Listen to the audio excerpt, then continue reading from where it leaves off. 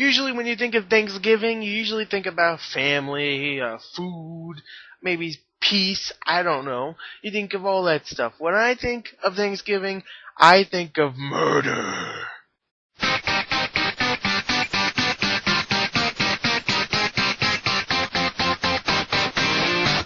a crooked little town, they were lost and never found. Fallen leaves, fallen leaves, fallen leaves on the ground. Okay, now story in SplatterHouse is actually not that bad. Like, I wasn't expecting a great story. I was expecting just blood. Really, I was expecting blood, carnage, and all that. And I got that, definitely, but I'll talk about that more later. But I actually got a okay story. Not a great one, but a pretty good one. The story follows Rick, who is the main guy. You know, he's with his girlfriend Jen, and they're going to this creepy little mansion because for some reason, Jen, his girlfriend, has to go there and meet up with this guy named Dr. West for whatever reason. They go there, Rick gets murdered by demons, and Jen gets captured by Dr. West. And before Rick actually dies, he actually comes in encounter with this mask, and he doesn't know what it is, but the mask is talking to him, and the mask says, if you put me on, I will save your girlfriend. Just put me on and kill things, pretty much. He puts it on, and pretty much he has the voice in his head the whole entire game, and really, it's a pretty good story. It's all just him going through different, like, realms and stuff, killing demons, going through his house, and just killing demons, and it's a pretty okay story. Not great, but it's pretty good overall. So I like the story. I know, SplatterHouse wasn't expecting a great story, but I actually got some really cool characters, like the actual Mask. The Mask is actually a pretty good character, and I know a Mask is a pretty good character, but yeah, Rick, not a bad character, and Jen, not a bad character, and even Dr. West, he's kind of creepy. So yeah, there you go. Good story. Let's go into the sound of the game. Okay, now the sound in the game overall is actually really, really good. But there is some problems here and there. Like, some of the sound effects are a little bland. Most of them are just used over and over again, and sometimes it's really annoying to hear them being used over and over again. Definitely would have beat them up like this, where you're just beating up people, demons, and it kind of gets annoying. But the environmental effects themselves, like you'll hear like people screaming in the background, it sounds really creepy. The soundtrack is actually really good, heavy metal, so it definitely suits the game. And the voice acting's especially pretty good. Definitely from the guy who voices the Terror Mask. He's really, really good. So overall, sound pretty good. Let's go on to the graphics. Okay, now the graphics in SplatterHouse are actually really good. I know, I've said that for the last two categories, but really, they're actually really good. They do have a few problems, like the environments are pretty bland sometimes. Some of them are actually really good, like mostly like the really gory ones, like freaking intestines hanging off freaking walls and stuff, and people hanging with their guts hanging out or something. Those environments look really cool because, that's blood, so anything but blood looks really cool. But which is not true, but really, they do actually look pretty good. But the ones where it's just like a room with maybe some blood here and there, they kind of look bland.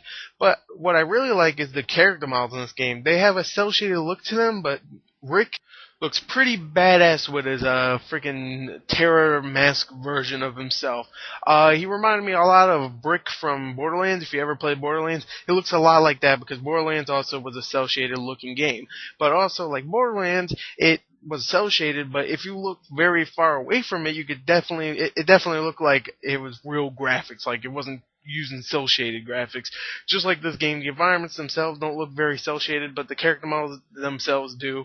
And the character models, including the enemies and, like I said, Rick, look really, really cool. And some of the special effects look really nice, like some of the upgrades that you get for Rick cause like freaking spikes to come out of the ground, or him to transform when he goes berserk or something, and that all looks really cool. So the special effects look really good, the character models look good, but some of the environments look pretty bland, but some of them are really cool. So overall, the graphics are pretty good overall. So I like to say overall, by the way. So let's go on to the gameplay of this game.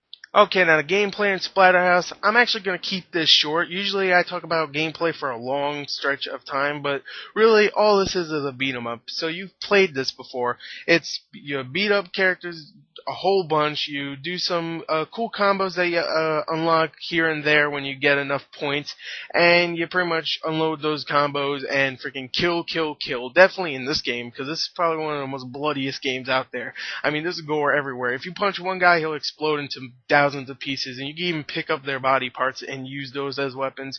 You also get some other weapons, like you get like a shotgun, you get a freaking swords and freaking 2x4s and bats and all that stuff. I was drawing a blank there. Whew. And really, it's a lot of fun. You're probably thinking, oh, you're just saying it's like a generic beat 'em up, right? Well, I haven't played a 3D beat 'em up game like this in a little while, so I was really happy to see something like this again. The last one that I played that was pretty much a beat 'em up, or you know what, I wouldn't even call it a beat 'em up game, God of War. And it's really a hack and slash game. This is more of a hack and slash game, that one, but you know, it has its platforming and puzzles and all that. This really is just a beat 'em up game, so it's beat 'em up. And it's actually a lot of fun. Besides that, you get the single player is about 8 to 9 hours, so you know it's pretty good length. You also get some collectibles. You can go back and find those collectibles like photos and audio files. Those are pretty cool to listen to and look at. Definitely the photos. If you played the game, you know what I'm talking about. But really, some of the stuff you collect is actually pretty good. So you know you might actually want to go back and listen to some of these audio files and stare at these pictures for about 10 minutes. So, you know, that's really cool. You also get like some freaking challenge rooms, which I tried. You know, it's just beat 'em up, beat 'em up, beat 'em up, and you keep going until you die. Or I think you even finished the challenge room, but I only tried it once. I failed, so I'm not really completely sure. You also get the original 3 SplatterHouse games, which is really cool, but you have to actually play the single player game to unlock them. So if you're thinking, oh, you go get them you go get them unlocked right off the bat. Sorry, not really. So you have to play the game to get all 3 of them. But really, the game itself is a lot of fun. You get a lot of combos. Not extremely a lot, but pretty good for just a straight beat 'em up game. And it's a lot of fun. I mean, it's bloody as hell. It's fun as hell. It gets frustrating at sometimes, and some of the little platforming segments that they have here are kind of annoying. It even goes back to a 2D side scroller sometimes, which is kind of cool, but also kind of annoying sometimes when you're doing some platforming. But really, it's still a lot of fun. So I definitely recommend it for a rental, but not for a $60 purchase. If you have $60 and you're like, you know what, I love Splatterhouse, I love Brawlers, then maybe go pick it up. But if you're like me, then definitely rent it, and if you really love it, then go buy it. So there you go, there's my review. Check the description in the bottom for the written review, and yeah, thank you and goodbye.